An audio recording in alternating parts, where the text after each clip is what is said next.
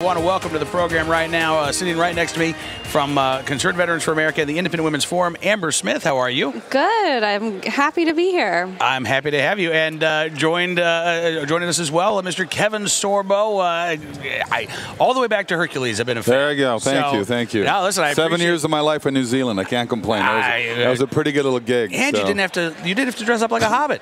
No, I didn't have to dress up like a hobbit. You'd have to have hairy feet. Peter Jackson came on the set at least once or twice a year, constantly sort of see how the crew was developing, because it was an all New Zealand crew. Yeah. And when we wrapped our 7th season up in late 1999, he grabbed about 80% of them to bring them on Lord of the Rings, and they went on to win Academy Awards. Wow. You know, the wardrobe department, all the guys that did all our creatures, the Weta Group and stuff. So it was pretty cool. That is pretty cool. Well, you've gone on to some success as well. We were just talking before the break about the success of God's Not Dead. Yeah. And the incredible, did you say what, a $2 million budget? $2 million budget, made over 100 million box office worldwide, 65 million here in the States, and it's made another 30 to 40 million just off DVD sales, and I guess the merchandising is going through the roof as well. So I got to ask you, when you hear people say, we need to do more to compete culturally, we need to do more to get this message out there. Look, clearly, if you put out a good product, people will watch. They'll watch. There is that market. They'll watch. What's amazing to me is you think Hollywood would jump on that bandwagon to a degree, because they really didn't do it with Exodus or Noah. They sort of took a whole different thing. My wife calls Noah, Waterworld meets Transformers. Because I could see that. You know what I mean? Yep, I saw it. They made Noah this raging alcoholic, hell-bent on killing his family. And I think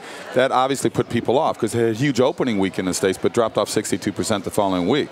So you would think Hollywood would maybe follow the Bible more to, if you want to say, appease people that are in the the flyover states, as Hollywood would call it. Right. There's people out there that want movies like God's Not Dead, and I just finished another one called Cage, which deals with human trafficking. It's a pretty heavy subject, and if you look on the back, there's a governor down there that actually came in to do a couple scenes as himself. Oh wow, so, Bobby Jindal. Yeah, it was pretty cool. And I got invited to the mayor's house, mayor's mansion. I had dinner with him one night, and it was pretty good honor. This is so. When can we watch this movie? You can look at the bottom. It's cagemovie.com. People just keep going in there. It's going to come out this year. I don't have the exact dates right now, but it's coming soon. That I know. Is this? I know this is the last question. I know you got to run. You've got other interviews. No, it's cool. It's all good. Would you want to do more of these movies? Do you want to do things that have an impact, that have a message, that make a difference? It's kind of something that sort of is attracted me, because I own my own convictions and things. I just signed on to Nick Cage last year. Did the Left Behind movie. I'm doing the next 2 chapters of the Jerry Jenkins books, because he did a number of books in the Left Behind series. I'm doing the next 2. We're shooting in August and September up in Niagara Falls. Wow, that's fantastic. A nice place to be up in Canada during August and September. Yeah. Right. So it'll be good. Yeah, it'll be beautiful. Kevin, listen, thank you so much, sir, for spending some time with us. I really appreciate it. All right, thank you. Keep up what you're doing, and I hope we can talk again soon. You keep up what you're doing. You as well. Great to see you. You too. Pleasure. Kevin Sorbo joining us here on NRA News, Cam and Company. Again, the new movie is Caged, which is coming soon. Did you think when you started this morning that you'd be sitting next to Kevin Sorbo at some point today? I did not, but it's definitely one of the highlights of my CPAC. That's pretty neat. Yeah. That's the cool thing about CPAC, is that inevitably, you'll just be walking and you'll see, like, hey, I know that person. Yeah, I know, right? Just never know who you're going to see, who you're going to meet. Yep. And and earlier this program, we actually had the opportunity to talk with Jay Redmond, who is now working with Concerned Veterans for America. Yes, so happy to have him on board. He's an American hero, and I loved getting to know him. So happy that he's on the team with us. Most of the veterans I meet, Amber, would describe themselves as a Concerned Veteran for America. Yep. What is your group, and what is this organization all about? Well, Concerned Veterans for America, we're an advocacy organization made up of veterans and veterans' family members, and we really focus on issues that we know veterans care about. Right now we're focusing on VA reform, but we also work with national security, foreign policy, the debt, which is out of control, but we really focus on issues that we feel as veterans, we all have served our country. Some of us served overseas. A lot of people have made sacrifices, and we think just because we came home and we hung up our uniform doesn't mean our service over. There's still lots of work to be done here at home. It's really interesting. So many of the, Jay being a retired Navy SEAL, I've had a chance to talk with a lot of Special Forces guys over the last couple of years, and I've noticed that when they're finished with active duty, these are not people who are looking forward to, you know, I'm going to go and I'm going to sit on the couch for a couple of months. I'm just going to kick back. No, we're definitely It's like, what's the next challenge? Yeah. Where am I going to go now, right? Yeah, well, I think that it's because we care about this country. And so you gain priceless experience in the military, especially on the leadership side of things, and you want to continue that. You want to make this nation that we all believe in and love everything that it represents. We want to preserve that for future generations. And luckily, I'm really thankful to work with Concerned Veterans for America because we're doing just that. We're really focusing on issues that are going to preserve what this nation was founded on and continue to make it better. All right, you talk about the VA, and this was in the headlines for maybe 6 weeks or so, maybe not back long in the enough, summer. Yeah. That's the thing, not long enough, because while the media may have moved on, I'm not quite sure that the problems have been addressed. I know that the administration might say, oh, look, we're taking these steps and this. But what is going on right now with the VA system? Are you still concerned about the wait periods? Are you still concerned about the possibility of secret lists? Are you concerned about these objectives that management is putting in place that ultimately impact the health of our veterans? Well, absolutely. The VA is not anywhere close to being fixed. Unfortunately, like you mentioned with the scandal, it was a hot topic for a while. The administration finally came around and acknowledged it, but it was like a flash talking point. They said, of course, our veterans deserve the best, and we're going to make sure that happens. I'd like to see some follow through with that. Because we have seen zero change since the day that the VA reform bill was passed in August. And unfortunately, guess who's still suffering? The veterans who are using the VA system. And it's really just skewed priorities right now. Within the VA, priorities lie within making sure the VA is okay. Are we going to take care of the VA? Are we going to, fake some numbers so it makes the VA look better? Are we going to take money here and not send veterans further down the road because it's going to cost us money, instead of the focus being on what is best for the veteran? And so that's where I'd really like to see, number one, that priority change and shift back to doing what's right for the veteran.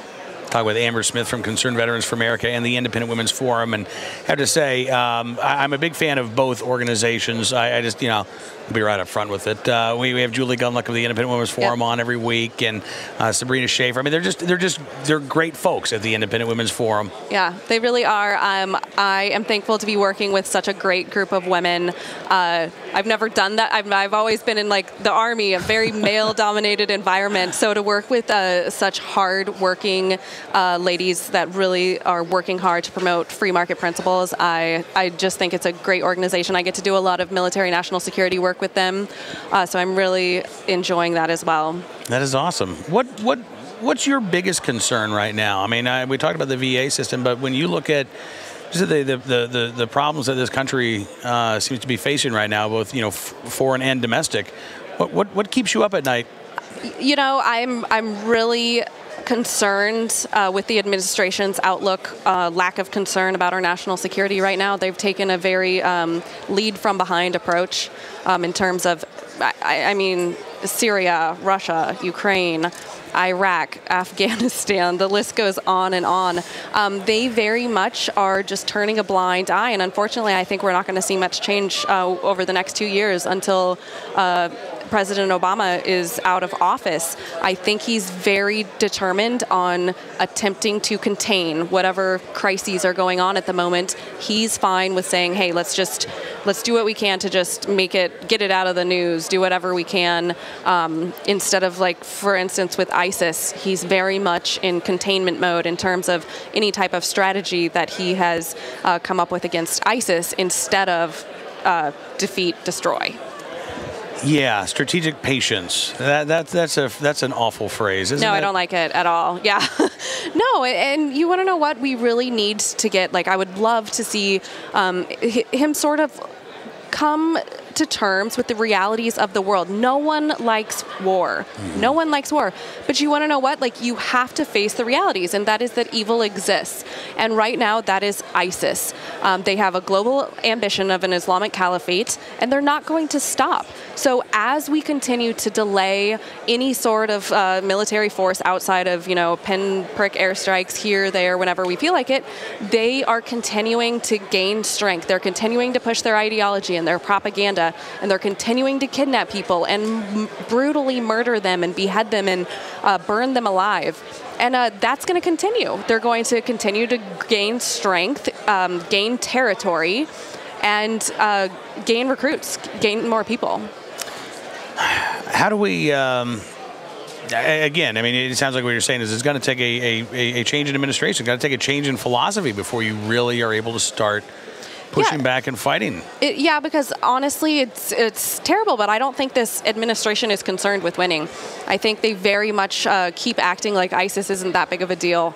We're lucky enough to have a two-ocean border, which kind of separates us from, what's going on in the Middle East in terms of seeing it. But I mean, in terms of taking a strong stance and really showing some leadership in terms of national security and what's going on in the Middle East, this administration has had harsher words with Benjamin Netanyahu coming to speak at AIPAC next week, and then as well in front of Congress, than they have in terms of acknowledging the threat of ISIS and calling it, radical Islamic terrorism. They won't even do that. Listen, Amber, I love getting a chance to catch up with you and talk about what's going on in the world and what's going on with Concerned Veterans for America. Will you come back soon? Absolutely. I would love to. All right. Yeah. Thank you so much for spending some time with us today. Amber Smith joining us again from Concerned Veterans for America and the Independent Women's Forum right here on NRA News, Cam and Company.